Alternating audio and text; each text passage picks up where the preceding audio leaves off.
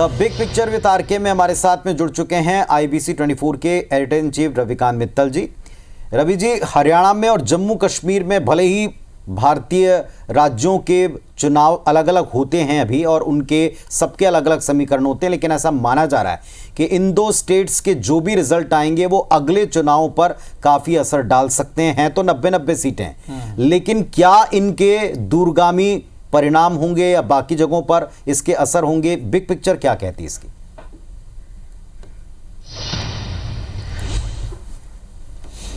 देखिए, लोकसभा चुनावों के बाद ये पहले चुनाव हो रहे हैं जो दो राज्यों के हैं। हालांकि अगर हम संख्या के हिसाब से देखें तो दोनों कोई बहुत बड़े राज्य नहीं हैं, केवल 90-90 सीट हैं। और जो एग्जिट पोल के अगर नतीजे रहे जो दिखाए जा रहे हैं एग्जिट पोल के, अगर वही नतीजे रहते हैं तो एक अलग परिस्थिति होगी। अगर एग्जिट पोल के नतीजे पलटते हैं तो एक अलग परिस्थिति होगी। हालांकि अगर ये माना जाए कि जो रिज़ल्ट अभी एग्जिट पोल ने दिखाए हैं अगर वही रहते हैं तो बीजेपी पे क्या असर पड़ेगा? देखिए, बीजेपी पे इस बात का असर आंकड़ों के तौर पर तो नहीं पड़ेगा या उसकी सरकार पे कोई असर पड़ेगा या कोई उसकी लेकिन जो असर पड़ेगा वो उसकी राजनीति पे पड़ेगा, उसके कार्यकर्ताओं के मनोबल पर पड़ेगा और उन राज्यों में पड़ेगा जिनमें अगले 2 महीने में फिर से चुनाव होने, जो कि महाराष्ट्र और झारखंड। अब देखिए, अगर दोनों राज्यों में बीजेपी हार जाती है तो जो महाराष्ट्र में ऑलरेडी ऐसा लग रहा है कि जो बीजेपी बैकफुट पर है उसके कार्यकर्ताओं के मनोबल पर असर पड़ेगा। एक तो उनके गठबंधन की आपस में सीटें अभी नहीं सुलझ पाई हैं, सीएम के फेस पर लड़ाई है और अगर हार जाती है दोनों राज्य तो कार्यकर्ता कहेंगे तो एक ये असर हो सकता है कि एक तो पलायन हो वहाँ पे नेताओं का, हो सकता है कि गठबंधन भी आपस में टूट जाए। तो ये जो सारी चीज़ें हैं ये भले ही उसको वैसे सरकार तौर पे या उस पर असर ना करे, लेकिन जो कार्यकर्ता आने वाले चुनाव, फिर दिल्ली के चुनाव भी होने हैं, तो उस पर एक असर कर सकता है कि यार ये पार्टी लगातार हार रही है। लोकसभा में भी सीटें कम हो गई, उसके बाद जो राज्यों में चुनाव हुए वहाँ भी हमारी सीटें कम हो गई या हम हार गए। तो ये एक बड़ा साइकोलॉजिकल जो असर है वो एक इसमें ज़्यादा देखा जाएगा। अब दूसरी तरफ अगर कांग्रेस दोनों राज्य जीत जाती है तो ये भी गजब हुआ कि जो लोकसभा में अपनी सीटें डबल कर चुकी है उसे फिर से एक डबल विक्ट्री मिल जाएगी दोनों राज्यों में अगर वो जीतती है, अगर एग्जिट पोल के नतीजे जिस तरीके से हैं। तो उसमें क्या होगा कि अब देखिए, महाराष्ट्र में इसका सबसे ज़्यादा असर पड़ेगा क्योंकि लोकसभा चुनावों में भी कांग्रेस ने महाराष्ट्र में सबसे ज़्यादा सीटें जीती थी, 13 सीटें। कोई भी पार्टी इतनी से बिल्कुल आश्चर्यचकित तरीके से उन्होंने, जो कि 1-2 सीट होती थी उनकी, वो 13 सीट पर पहुंच गए थे। तो वहाँ के कार्यकर्ताओं में जो लग भी रहा है कि वहाँ पर कांग्रेस और दूसरा गठबंधन जो आगे चल रहा है अभी, उससे उनको बहुत असर पड़ेगा। और राहुल गांधी की जो लीडरशिप है उसको एक बहुत मजबूती मिलेगी कि हाँ भाई, इनके लीडरशिप में जो चुनाव लड़े जा रहे हैं और अब ये एक चक्र बदल चुका है। क्योंकि देखिए, 2 ध्रुव हैं राजनीति में, बीजेपी और कांग्रेस।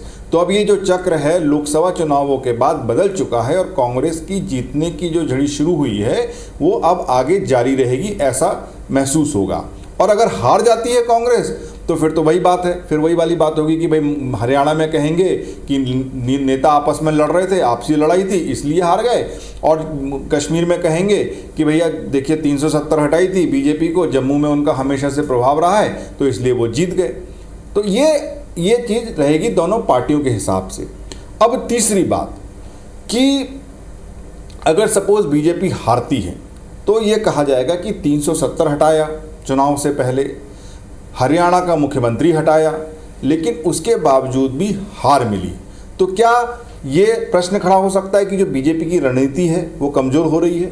अमित शाह जो कि चाणक्य माने जाते हैं, वो उनकी अब उतना दिमाग नहीं चल रहा, या जो बीजेपी को चुनावी एक मशीन माना जाता है उस मशीन में अब जंग लगना शुरू हो गई है। तो इस तरीके के सवाल खड़े होंगे। उलट में अगर जीत गई तो यही उनकी फिर क्या कहते हैं रणनीतिक जीत मानी जाएगी कि देखिए 370 हटाया, जनता ने वहाँ पे कबूल किया और एक नए दौर की शुरुआत है और बीजेपी इसलिए जीत गई। और हरियाणा में भी ये माना जाएगा कि देखिए 10 साल की एंटी इनकम्बेंसी होने के बावजूद भी बीजेपी ने जीत हासिल की, तो जो जीत कर रही है वो सही कर रही है।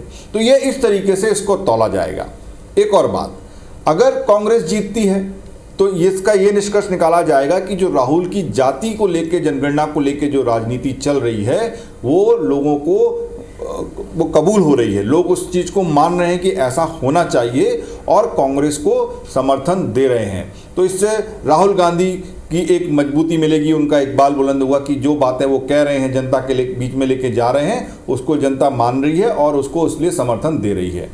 और इसके लिए हमको इस परिप्रेक्ष्य में भी देखना चाहिए कि पिछले 10-15 दिनों में चाहे मोहन भागवत हों, चाहे मोदी हों या योगी हों, सब ने ये अपील करना शुरू की है कि हिंदुओं एक साथ रहो, जातियों में ना बंटो, प्रांतों में ना बंटो, क्योंकि अगर बंटोगे तो आपने ये सारा बयान सुना ही होगा। तो ये जो एक पूरी राजनीति शुरू हुई है, इस बात को बीजेपी को ये ज्ञान है कि ये जो जाति जनगणना वाली बात जो राहुल गांधी ले के बोल रहे हैं, ये लोगों में एक रिजोनेंस पैदा कर रही है और हो सकता है कि उसको समर्थन मिले। और बीजेपी बहुत समय से इसका काट खोज रही थी।